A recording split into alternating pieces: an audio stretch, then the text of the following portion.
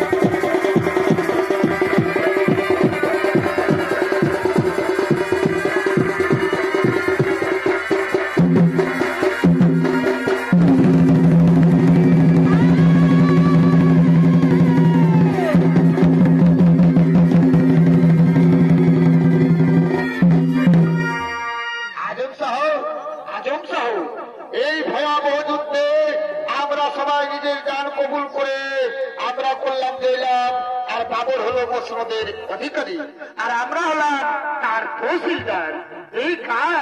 এই কাজ আমার একেবারে মোটেই পছন্দ নয়, এই কাজ আমার একেবারে মোটেই পছন্দ নয়। ধীরে ধীরে বাঁচবেন, ধীরে এই তহসিলদার থেকেই আমরা হব মসনদের অধিকারী। কিন্তু কিভাবে হব আমরা মসনদের অধিকারী? অযোধ্যায় এখন আমাদের দায়িত্বে, সেখানে ঘটাবো হিন্দু মুসলমানের ভয়াবহ দাঙ্গা, আর সেই দাঙ্গায় যখন হিন্দুরা নবাব দরবারে ভিড় জমাবে, সেই অবসরে আমরা বাবরকে হত্যা করে আমরাই হব মসনদের অধিকারী। কিন্তু কিভাবে ঘটাবো সেই ভয়াবহ দাঙ্গা?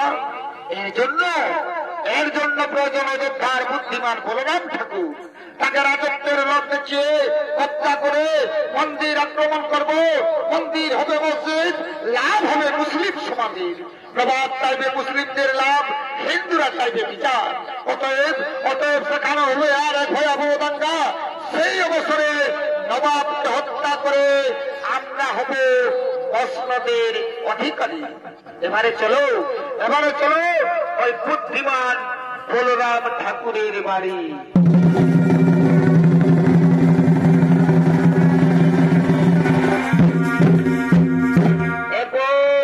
এরপরে সরজু নদীর তীরে স্নান করার জন্য কাঁধে গাড়ু গামছা নিয়ে আসছেন ওদিক থেকে বলরাম ঠাকুর।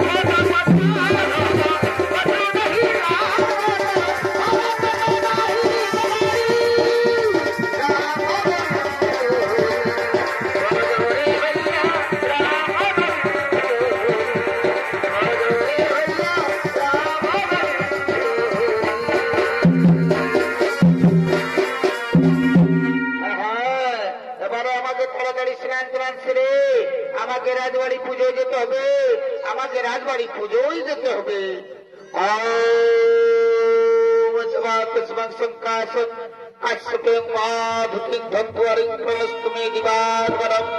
হে জ্বলন্ত দেবদিবা করো, তুমি প্রতিটি বাড়ি ধন দৌলতে আলোয় আলোকিত করে রেখেছ প্রভু।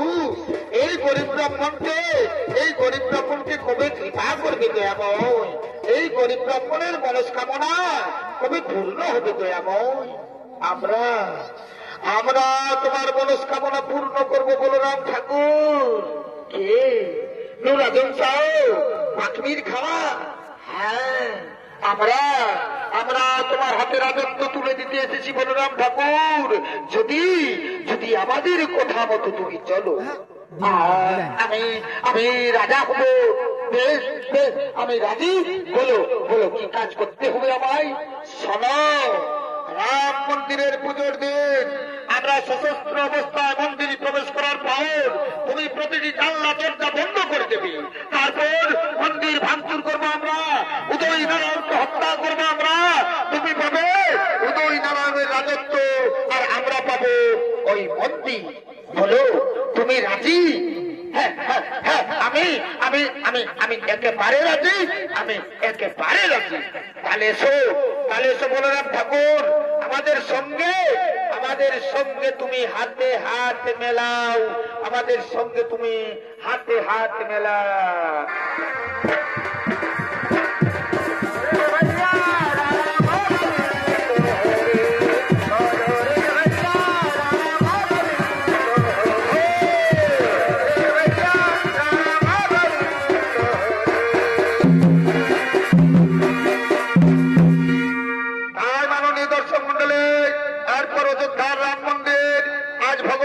রামচন্দ্রের জন্মদিন, তাই রামনবমী পুজোয় মন্দিরে আরতি করার জন্য সন্ধ্যা প্রদীপ জ্বালিয়ে মন্দিরে আসছেন গ্রামবাসী মহিলা গো।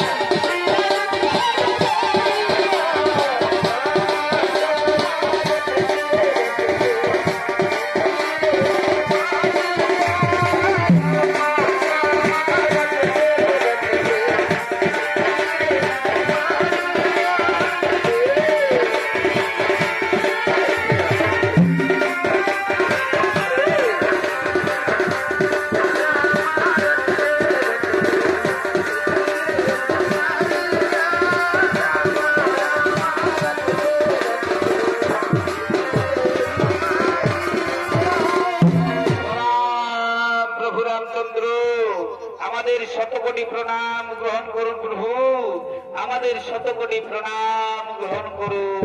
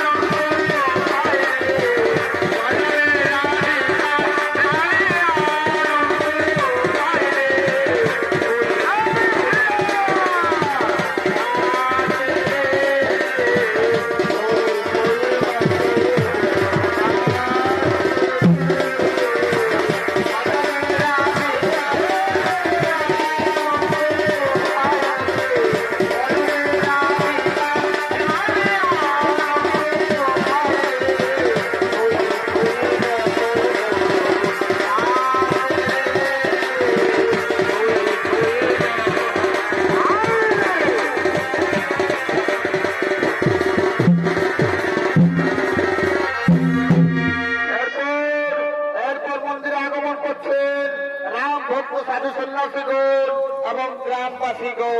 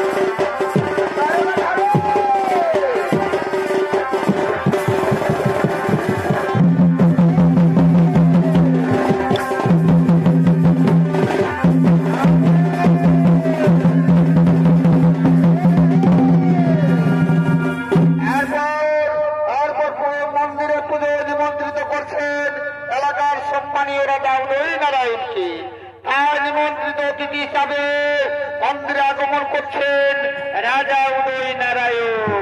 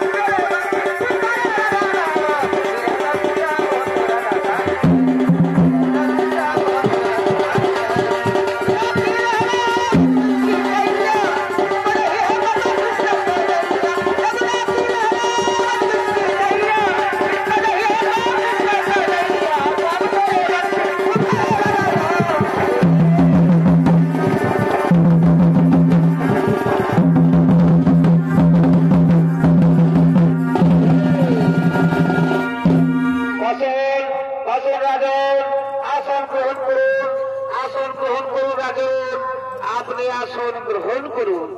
তাই আজ ভগবান শ্রীরামচন্দ্রের জন্মদিন, তার রামনবমী পুজোর মন্দিরে সমস্ত সাধু সন্ন্যাসীগণ এবং গ্রামবাসী মহিলাগণ তারা মনের আনন্দিত করিতেছেন নৃত্য গীতের আয়োজন।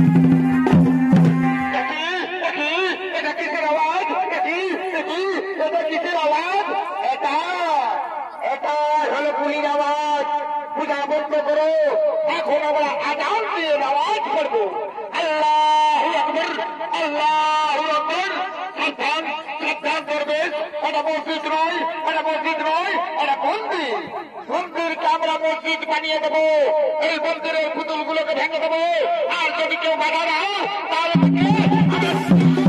পাঠাবো।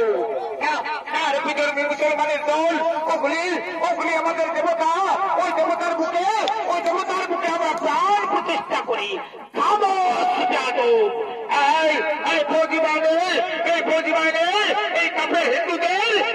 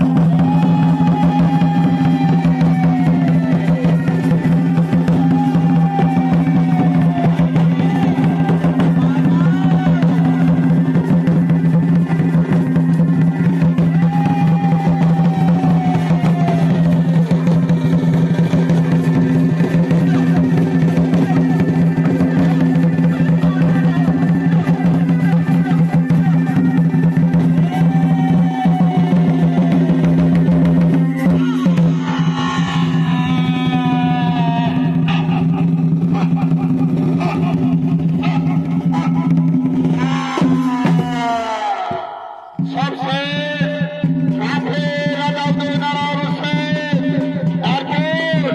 এবার এই উদয়পুরের রাজা এই বলরাম ঠাকুর। হ্যাঁ, আমি উদয়পুরের রাজা। পাখির খা, তোমরা আমাকে রাজত্ব পাইয়ে দিলে, তাই আমি তোমাদের এক সুন্দর উপহার দেব। ওই দেখো মন্দিরে লুকিয়ে আছে এক সুন্দরী নারী। তাকে নিয়ে তোমরা উপভোগ করো, তাকে নিয়ে তোমরা ফুর্তি করে যাও।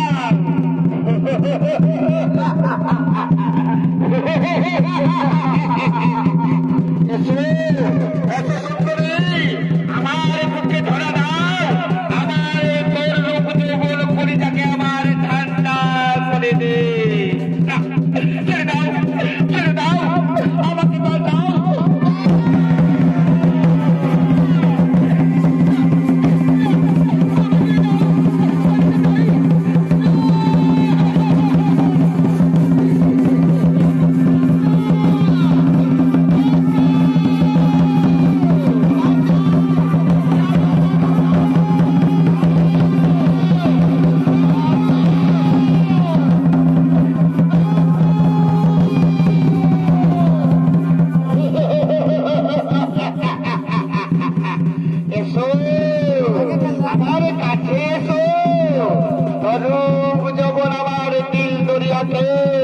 একেবারে খোঁজ করে দে।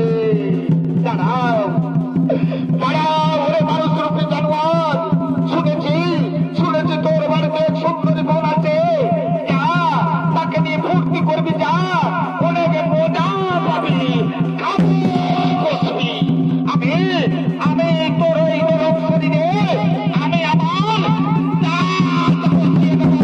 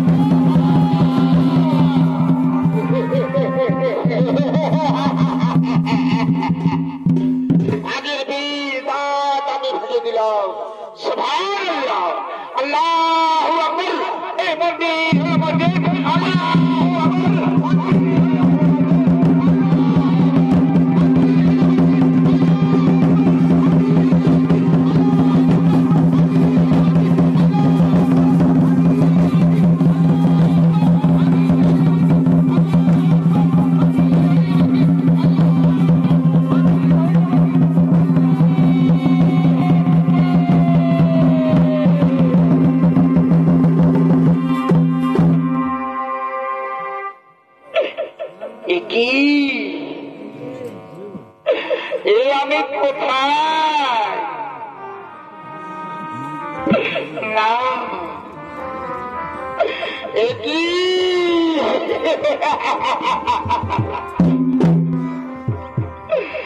না, আর আমি এই কলঙ্কিত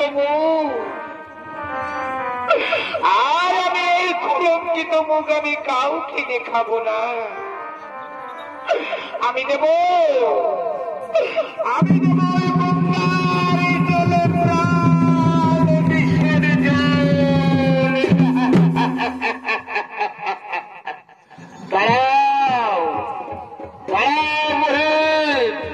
এই বাবর শাহের পুত্র হুমায়ুন শাহের চোখের সামনে কোন মা বহিনের প্রাণ নষ্ট হতে দেব না। কি আবার এসেছি, আবার বুঝি আমার সম্মান নিয়ে চিনিমিনি খেলতে চারে বহিন, এই দুনিয়ায় সব মুসলমান বেঈমান নয়। তোর ভাইজান, আরে তুই আমার হিন্দু বহি, বলে আমার হিন্দু বহি, তোর এই অবস্থা, তোর এই অবস্থাকে করলো কে? সেই পেয়াদ ভাইজান, ভাইজান, শুধু আমার অবস্থা নয় ভাইজান, এই দেখুন মন্দিরের অবস্থা, এই দেখুন মন্দিরের অবস্থা। ভাইজান, এই দেখুন ভাইজান, সমস্ত সাধু সন্ন্যাসীদের কারো হাত কেটে, কারো পা কেটে, কারো চোখ দিয়ে রক্তের দুনিয়া বইয়ে দিয়েছে। ভাইজান, আপনাদের এই বিশ্বাস ভজন বাকমের খান আর কেজি মোহাম্মদ রাজম শাহ, সঙ্গে ছিল বলরাম ঠাকুর।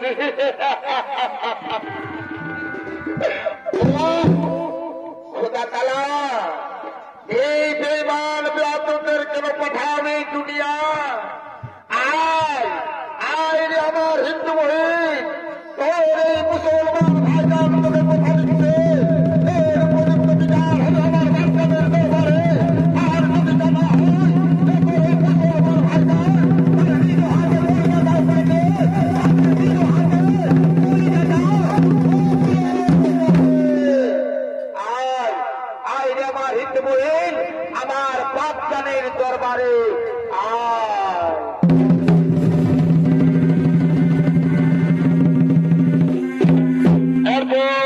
এরপর পুনরায় নবাব দরবার বসতে চলেছে। তাই এই তো নবাব দরবারে বাবুর শাহ আগমন করছেন এবং তার ফৌজি বাহিনী।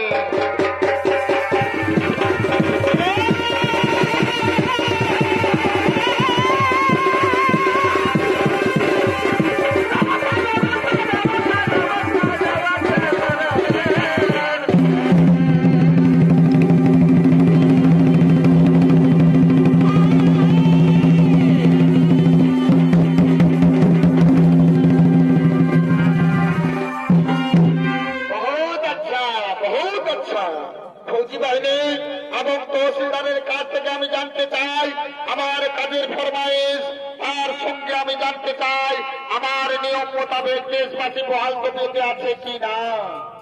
ইসলাম ধর্ম মহান ধর্ম, এই ধর্মীয় মানুষ কোনদিন ভুল কাজ করতে পারে না জনাব, কোনদিন ভুল কাজ করতে পারে না। বিচার করুন, বিচার করুন বাপজান, বিচার করুন আমার হিন্দু মহিনের, বিচার করুন তামাম মুসলমান ধর্মে। মুসলমান ধর্ম মহান ধর্ম না, না জনাব, মুসলমান ধর্ম মহান ধর্ম নয়। যে ধর্মীয় মানুষ পবিত্র হিন্দুর মন্দিরে প্রবেশ করে হিন্দুর সমস্ত বিগ্রহ ভাঙচুর করে দেয়, এমনকি লাখো লাখো সাধু সন্ন্যাসীকে খুন করে মন্দিরে রক্তাক্ত করে দেয়, এমনকি যে ধর্মীয় মানুষ আমার সম্মান নষ্ট করতে এতটুকু দ্বিধাবোধ করে না, সেই ধর্মীয় মানুষ কোনদিন মহান হতে পারে না জনাব, কোনদিন মহান হতে পারে না। এটা হুমায়ুন, দাদা হুমায়ুন এই হিন্দু বেদিকা বলছে বাকি সত্যি। হ্যাঁ সত্যি বাপজান, আমি আমার আঁখ দিয়ে দেখেছি এই নৃশংস হত্যাকাণ্ড। কে কে এই বেঈমান বেয়াদব, আমি তাকে দেব। আপনাদের এই বিশ্বভাজন বাকমির খান আর পীর মোহাম্মদ রাজম শাহ, সঙ্গে ছিল বলরাম ঠাকুর। বাকমির খান পীর মোহাম্মদ রাজম শাহ এই হিন্দু বেদিকা বলছে বাকি সত্যি। হ্যাঁ সত্যি জনাব, কিন্তু এটা মুসলমান ধর্মের মুনাফা জনাব, মুনাফা নয় বেয়াদব, মুনাফা নয়। তামাম মুসলমান ধর্মের बहुत बहुत नुकसान, बहुत बहुत नुकसान।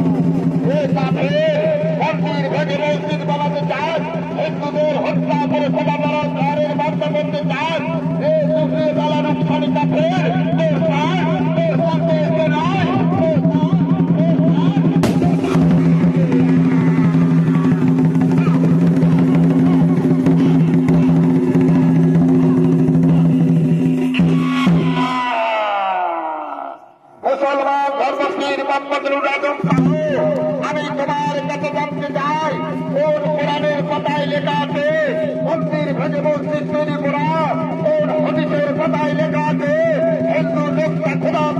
সন্তুষ্ট করা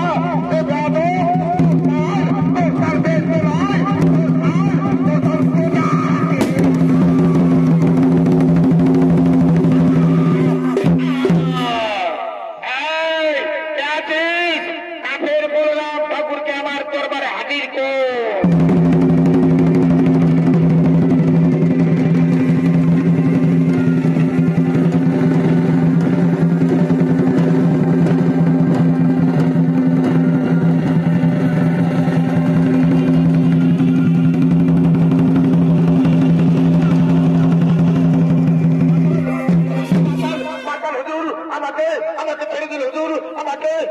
আপনি মাফ করে দিন হুজুর, আমাকে আপনি মাফ করে দিন।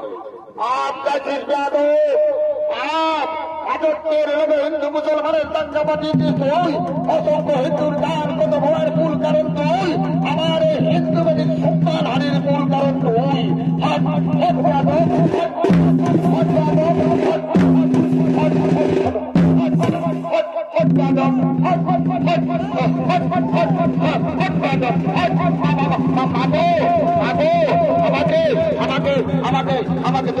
আমাকে তুমি মুক্তি দাও মা, আমাকে তুমি জ্ঞান ভিক্ষা দাও। এই নে বেটি আমার হাতিয়ার, এই হাতিয়ার দিয়ে আদায় কর, এই হাতিয়ার দিয়ে আদায় কর তোর সম্মান হানির বদলা। হ্যাঁ হ্যাঁ, আমি বদলা নেবো, আমি আমার সম্মান হানির বদলা নেবো। আমি মন্দিরকে মসজিদ করার আমি বদলা নেবো, আমি আমার সম্মান হানির বদলা নেবো। অসংখ্য সাধু সন্ন্যাসীদের গান কোনো বার মূল কারণ তুই, তাই আমি ওর বদলা নেবো। হ্যাঁ হ্যাঁ, আমি বদলা নেবো,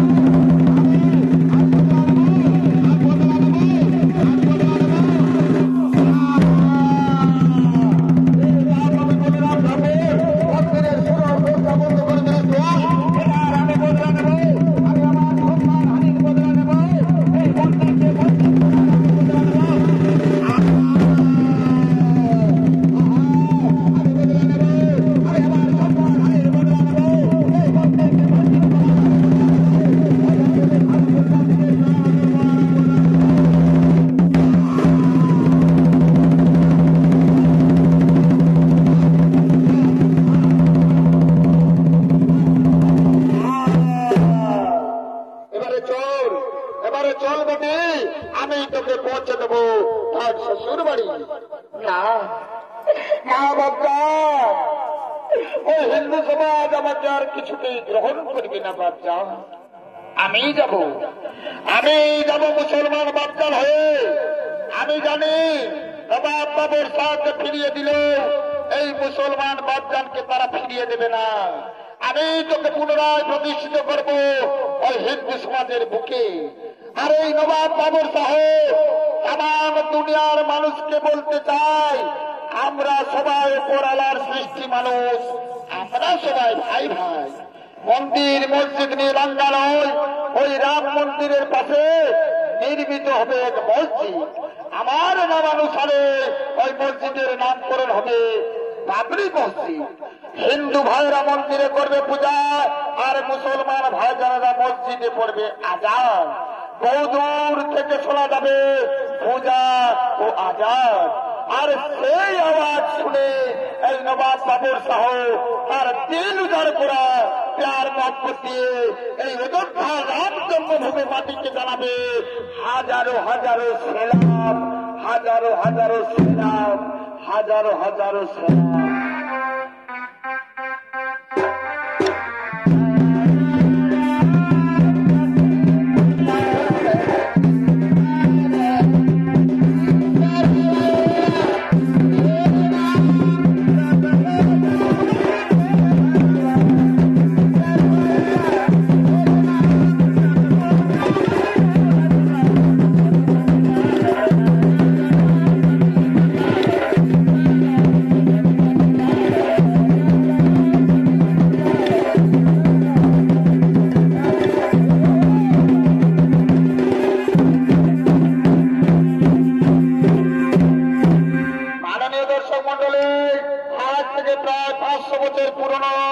ধর্মীয় বিতর্কিত মামলা মহামান্য সুপ্রিম কোর্টের নির্দেশে 2024-22 জানুয়ারি রাম মন্দিরে রামলালার প্রাণ প্রতিষ্ঠিত মহাসাড়ম্বরে পালিত হলো।